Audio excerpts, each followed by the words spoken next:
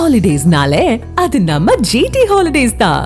GT Holidays, South India's #1 travel brand. திரு ஜுபேர் நம்மோடு இணைந்திருக்கிறார். இது சரியா தப்பா அப்படிங்கிற வாதம், அதுக்கான டிபேட்டுங்கிறது தொடரக்கூடிய விஷயம்.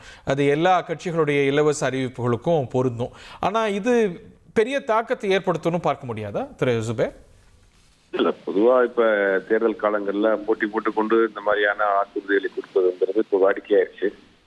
அது யாருடைய ஆட்சி காலத்தில் செய்யப்பட்டிருக்குது, யாரு எவ்வளவு திட்டங்கள் நிறைவேற்றப்பட்டிருக்கிறது அப்படின்னு பார்ப்பாங்க. இந்த தேர்தல் வாக்குறுதியை காட்டிலும் கூட்டணி பலம் அப்படிங்கிறது ஒரு விஷயம் தமிழ்நாட்டில் பெருசா ஈடுபடும்.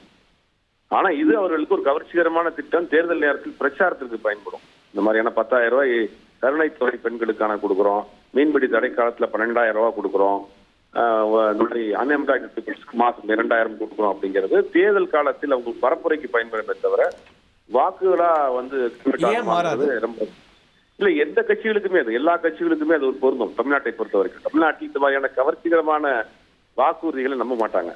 இல்ல, அது எடுத்துக்கிற நிறைய தேர்தல்களை பார்த்திருக்கோம்ல. இது வந்து டிவி கொடுத்த தேர்தல் அதுதான் வந்து தேர்தலோட கதாநாயகன். இல்ல, இப்ப உள்ள காலகட்டத்திற்கு எந்த கட்சிக்குமே நான் சொல்றேன், திமுக அதிமுக எல்லா கட்சிக்குமே இந்த மாதிரியான கவர்ச்சிகரமான வாக்குறுதிகளை மக்கள், தமிழ்நாட்டு மக்கள் எப்படி பார்ப்பாங்கன்னா, இது வந்து இது ஒருமான மார்க்கெட்டிங் ஸ்ட்ராட்டஜியா மாத்திரம் பார்ப்பாங்க. இது எடுப்படுறதுனால அந்த பல்ஸ் புரிஞ்சுக்கிட்டு ரெண்டு கட்சிகளுமே மாறி மாறி இது அதிகமா அது பழைய ஃபார்முலாவிலே இருக்கிறாங்க. அவங்க பழைய ஃபார்முலாவிலே அந்த மாதிரியான கவர்ச்சிகரமான திட்டங்களை சொல்றாங்க. தமிழ்நாட்டு அரசியல் இப்ப களம் மாறி இருக்கிறது.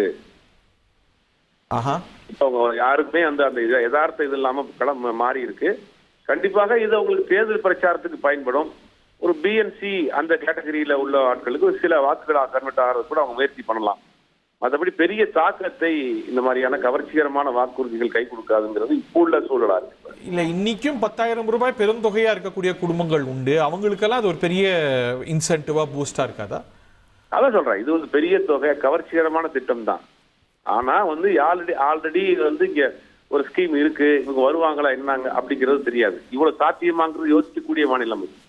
10,000 ரூபாய் தமிழ்நாட்டுக்கு கூடிய 8 கோடி மக்களுக்கு கொடுக்க முடியுமா அப்படிங்கறதான் ஒரு பெரிய கேள்விக்குறி இருக்கு.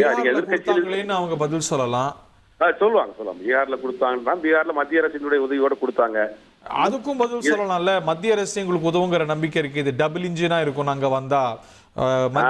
டபுள் இன்ஜினா சொல்ல முடியாது அவங்களுக்கு. மத்திய அரசோடு இணைந்து நாங்கள் செயல்பட போறோங்கிறது அவங்க சொல்ல முடியாதுல்ல. ஒரு தேர்தல் வாக்குறுதிகளை வந்து எப்படி நிறைவேற்ற போத ஒரு தமிழ்நாட்டை பொறுத்தவரை கொஞ்சம் அரசியல் புரிதல் உள்ள ஒரு மாநிலம். 10,000 ரூபாய் அப்படிங்கிறது 8 கோடி பேருக்கு எப்படி கொடுக்க முடியுங்கிறது யோசிப்பாங்க. அதுக்கு வேணா அவங்க எக்ஸ்பிளேஷன் கொடுக்கணும், எதிர்கட்சிகளுக்கு பதிலாக கவுண்டர் வைப்பாங்க. இது ஒரு விவாதமா போகும். தேர்தல் நேரங்களில் ரெண்டு கட்சிகளும் மாறி மாறி பேசுவதற்கான விவாதமா மாறுமே தவிர பெரிய வாக்குகளா மாறாதுங்கிறது தான் என்னுடைய கருத்து. ஹாலிடேஸ்னாலே அது நம்ம GT Holidays தான். GT Holidays, South India's #1 travel brand.